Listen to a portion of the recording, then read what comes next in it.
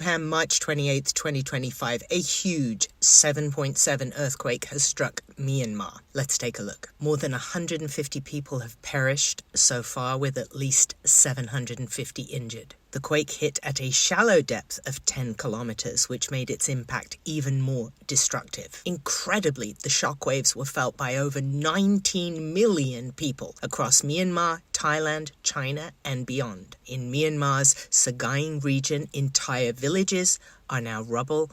Workers are using bare hands trying to save people who are trapped. As someone told a BBC reporter, there are literally people screaming for help under the rubble. It's horrible. The earthquake's effects were felt as far as Thailand, where an unfinished high-rise in Bangkok collapsed.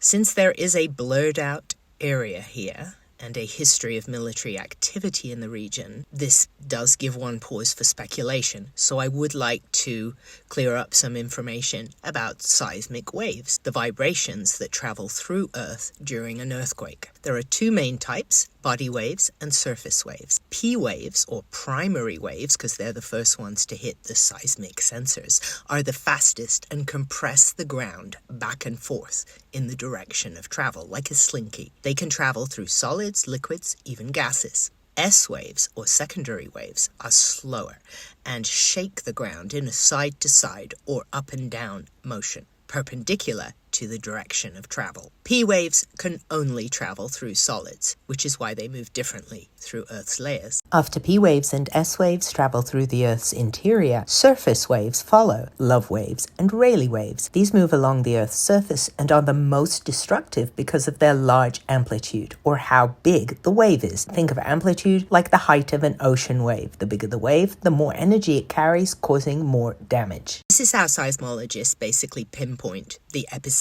of the quake, and this data does clearly point to natural tectonic activity, not an explosion. That is not to say it's impossible for an explosion to trigger a quake that would appear seismically natural.